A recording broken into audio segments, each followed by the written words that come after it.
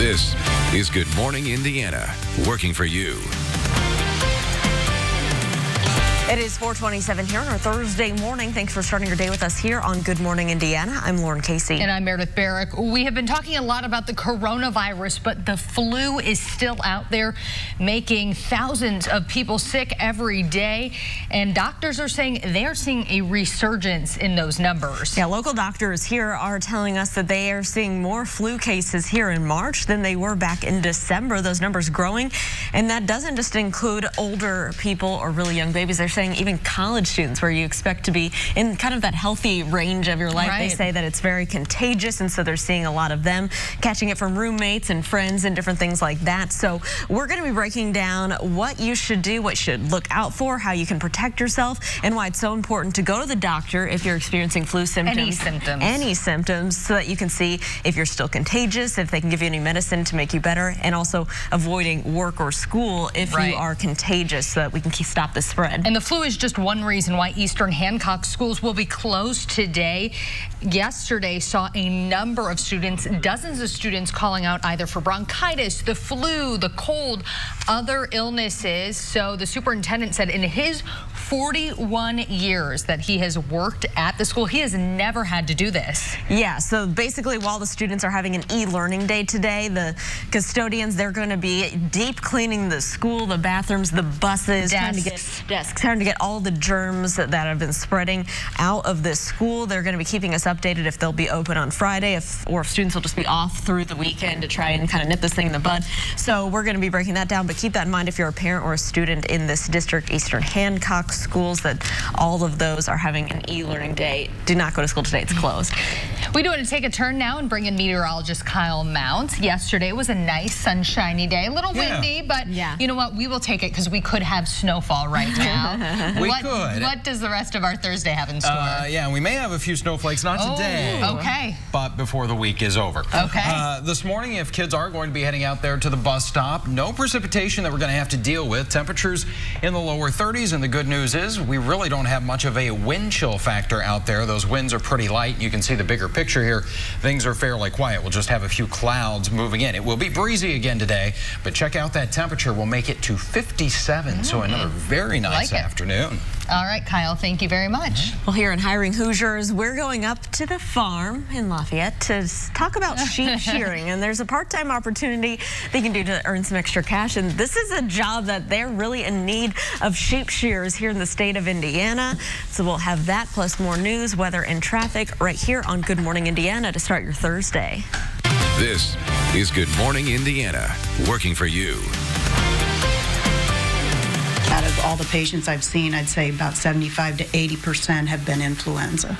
Now at 4:30 on Good Morning Indiana, doctors in central Indiana say they're seeing a resurgence of flu cases. Plus, Indianapolis Power and Light Company's $1.2 billion plan to modernize its electric grid has been approved.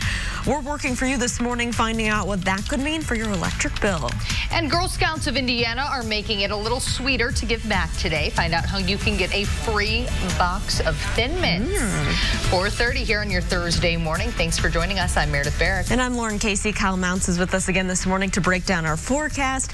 Kyle, good morning. What can we expect for our Thursday? Yeah, really another pretty nice day out there. We are still going to have the breezy conditions. We just can't seem to get rid of those, but at least there'll be warmer winds today.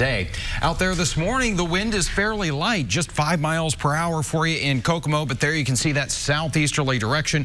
You've got temperatures in the upper 20s. Same for you in Bloomington, Indianapolis right now at 33. Mostly clear skies, but as we mentioned, those winds are going to become more of an issue here as the day goes along. Shouldn't really be too much of a factor here as you're heading out the door this morning, but we go into the afternoon. We'll see some of those wind gusts between about 20 and 30 miles per hour this afternoon. Storm Team 6 radar, nice quiet scan for us this morning.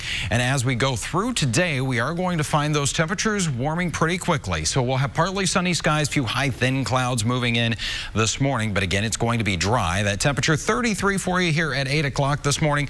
Look at that, though. Already for the lunch hour, we've got numbers that are climbing well into the 40s. We'll get back to 53 here this afternoon and 57 as we get to around 4 o'clock. All of that coming with some sunshine. Now, tonight we'll have another cold front move through. That could could bring us the chance for some rain and snow showers as we go into the end of the week. More on that in a few minutes. All right, Kyle, thanks so much. Let's take a look at traffic as you're heading out the door early on this Thursday. This is our INDOT traffic camera at I-465 and West 71st Street. Traffic in this area pretty quiet this morning. No delays to slow you down. So let's take you over to the west side. This is I-70 near Harding Street. Traffic moving eastbound and westbound is pretty quiet. The good news around the metro area, no crashes at this early hour. Today, all Eastern Hancock schools will be closed due to something the district superintendent says he has never seen in his 41 years with the school system. So many students called in sick Wednesday. Superintendent David Paff says officials reached a point where they had to close the high school, middle, and elementary schools. Reported illnesses include the flu, strep throat, bronchitis. Crews are cleaning all the classrooms, common areas, and buses. Today will be an e-learning day. All after-school activities will also be canceled. The district has not yet made a decision about Friday. As we keep track of the global COVID-19 outbreak, doctors are warning about a more familiar virus. State health officials say they're seeing an increase in the number of influenza cases. So right now, flu activity in the state is high with 69 deaths reported. While more than half of those deaths are people aged 65 and older, young people are also being hit especially hard this season. Family nurse practitioner Suzanne Bachman says many of the people she's treated recently are actually college students. Today, the majority was, in fact, college students, and they're coming in roommates, and it's spreading like wildfire. You're contagious 24 hours before symptoms even show, so you may be spreading the flu virus and you don't even know yet. Well, Bachman says if you have flu or flu-like symptoms, it's important to seek immediate medical care, stay away from work and school. She also says it's important to get appropriate follow-up care to make sure that you're not contagious anymore. You can find more information on how to protect yourself from the flu as well as signs and symptoms right now on the RTV6 News app. The end of the 2020 legislative session is just days away, so we wanted to give you an update on all the potential new laws you could soon see and some closely watched bills that failed to pass. First, here's a look at some of the bills that are still alive. A bill that could lead to the removal of Attorney General Curtis Hill has advanced. It would create new standards for the position, and if Hill's law license is suspended, he would no longer qualify. Also, cities across the state would have to enforce new panhandling laws under a bill that passed the House. One of those laws would prohibit panhandling within 50 feet of parking meters or restaurant entrances. And a bill requiring schools to teach cursive passed the Senate and now heads back to the House for further consideration. And a couple of bills that will not become law this year. A bill that would have given pregnant women more accommodations at work has failed. And a proposal to House Bill 1004 would have allowed insurance companies to repay hospitals at lower rates for services not provided in the facility was struck down. The session is scheduled to wrap up by March 11th. Also at the State House, more than 1,000 pink cards will be hung on clotheslines and strung across the South Atrium as part of Clothesline Day. The initiative aims to reduce the number of sexual assault, domestic violence, and human trafficking cases here in the state of Indiana. Right now, Indiana ranks 4th highest in the nation for the number of reported rapes among high school girls, and 1 in 5 Hoosier females has been sexually assaulted. Organizers hope that the display will encourage legislators to bring Indiana up to date in terms of sexual assault laws. New this morning, Indianapolis Power and Light has been given the go-ahead to modernize its electric grid. The plan is estimated to cost $1.2 billion. So what does that mean for customers? At public hearings held last year, IPL said customers can expect to see rate hikes of between 0.8 and 1.3% every year until 2026. IPL says it plans to file its initial cost recovery request with the Indiana Utility Regulatory Commission in July. That's when we'll get a better idea of just how much your bill could increase.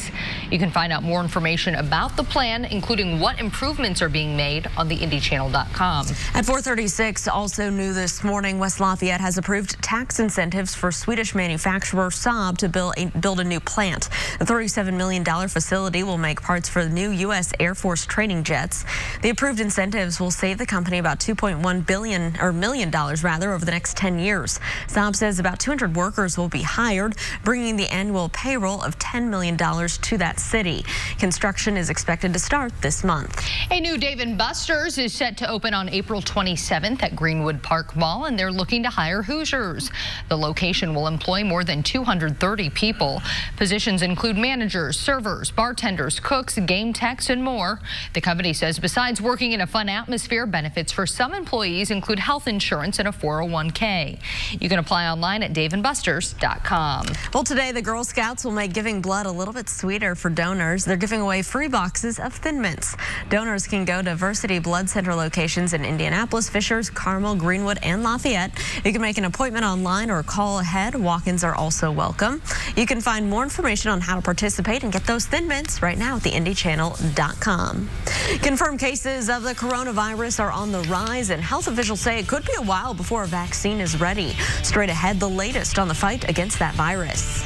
And Daredevil Nick Wallenda has done it. See the history-making moment. He completed a high-wire walk over an active volcano. Kyle.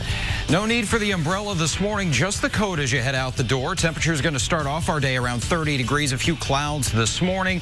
Then as we go into the afternoon, lots of sunshine, a little breezy too. We'll look ahead to the rest of your Thursday forecast. You're watching Good Morning Indiana on RTV 6.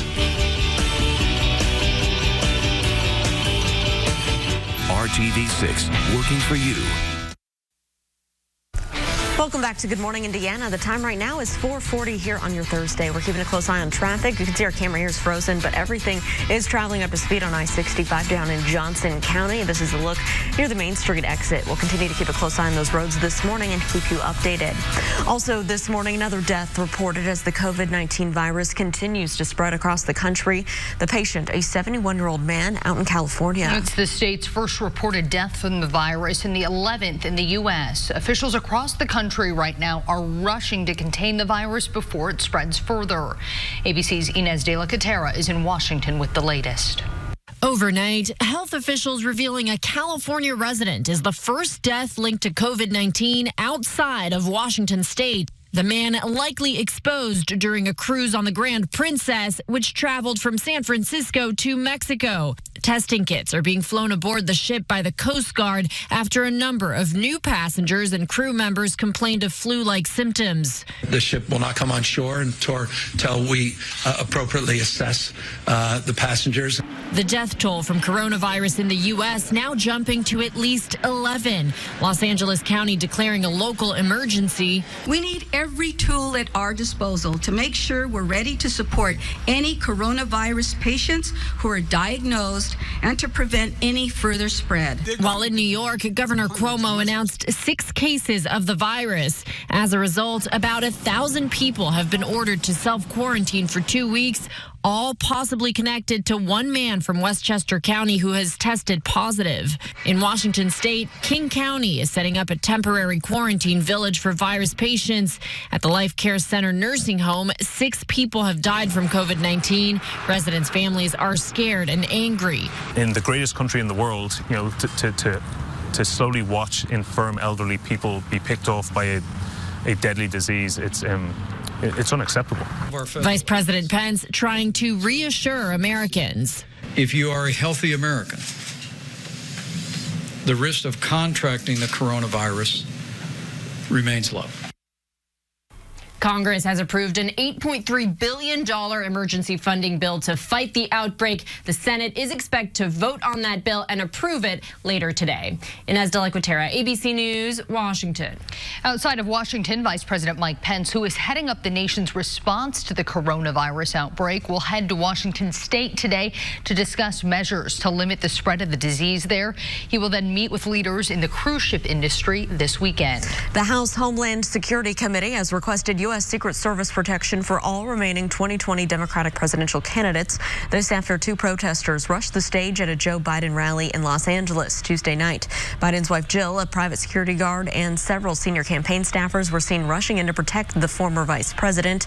Typically, presidential candidates must request protection, but after Tuesday's incident, House Homeland Security Chairman Benny Thompson made the request to Congress himself. If approved, candidates will have protection through the end of their campaigns. Kim Kardashian West was back at the White House Wednesday. The reality star was joined by 4 women whose prison sentences were recently commuted by President Trump. West has worked with the White House on criminal justice reform issues since 2018.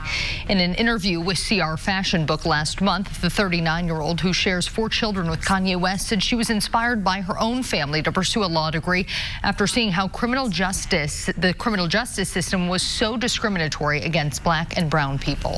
At 4:44, Nick Wallenda has made history. The Daredevil, the first person here to complete an 1,800-foot high wire walk over an active Masaya volcano in Nicaragua. The suspense-filled event opened with his wife performing her most daring aerial performance to date above the volcano's glowing lava lake. Then it was time for Nick's never-before attempted walk, the feat taking 31 minutes to complete. And there he goes, running across. Nick Wallenda off the wire and into the history books in Nicaragua. Thank you, Lord. So what was the secret to his success? You can find out right after Good Morning Indiana when Nick will join GMA for a live interview. All right, I'm guessing it was pretty warm up there, Kyle. Yeah, a little too hot for me. Yeah, me too. All right, well, things are going to be getting a little bit warmer this afternoon. We're starting off the day with temperatures in the 20s and 30s across central Indiana. 33 right now downtown, 37 in Martinsville, but you got 28 on the thermometer in Tipton, and it's 26 in Richmond. Again, the winds are fairly light this morning. We've got an area of high pressure that's sliding off to the east, and then this front will be arriving later today. So between those two systems, we get that southerly breeze that will kick in here, and temperatures as a result will climb through the 30s to 45 here by 11 o'clock this morning, and eventually we'll see those numbers getting into the 50s. There you can also notice that wind is going to be increasing out of the south and southwest this afternoon between about 10 and 20 miles per hour, and occasionally some gusts a little bit higher than that.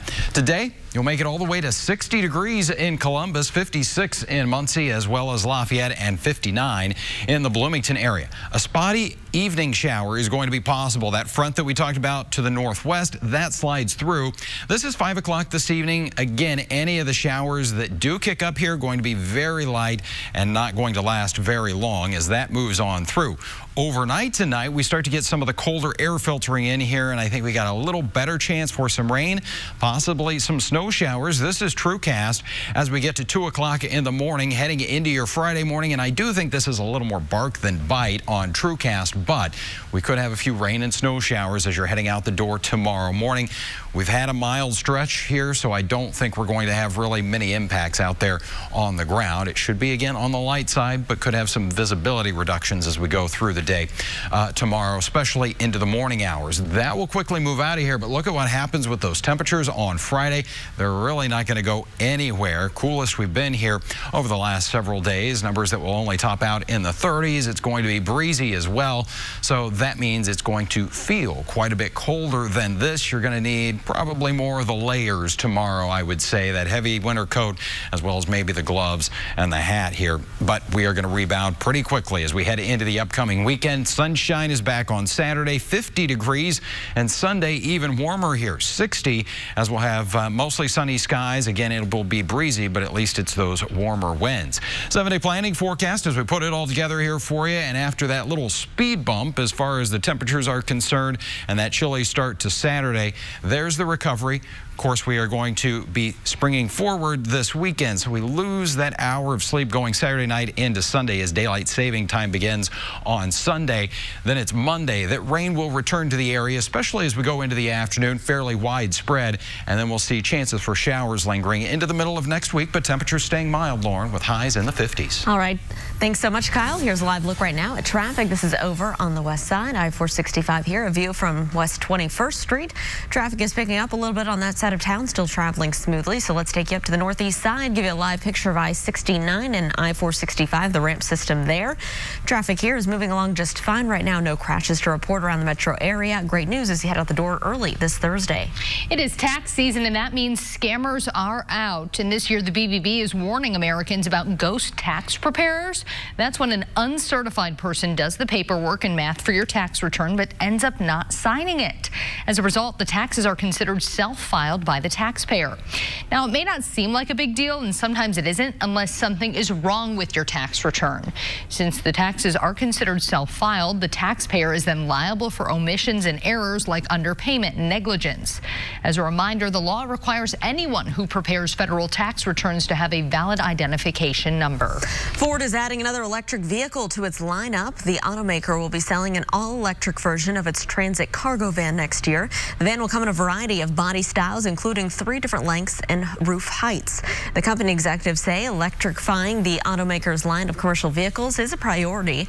The electric cargo van will be available in the U.S. and Canada sometime next year. Some Amazon Prime members now have an added perk. The company is promising faster same-day free delivery in certain cities. Right now, Prime members in Philadelphia, Phoenix, Orlando, and Dallas have access to free same-day delivery on up to 3 million items. Those items are marked today by. With the overnight by 8 a.m. option, orders can be put in as late as midnight for delivery the next morning between 4:30 and 8 a.m. So, Lauren, we can get something delivered as the show starts. Oh, wow. And these items are all in facilities that are close to those customers. There is no word yet on when this exactly is going to roll out to customers in other markets. Jeopardy host Alex Trebek is giving an update on his cancer diagnosis. Coming up here, his heartwarming message to fans. And coming up all new at 5, a new community center and healthcare clinic at Broad Ripple Park is moving forward despite protests from neighbors.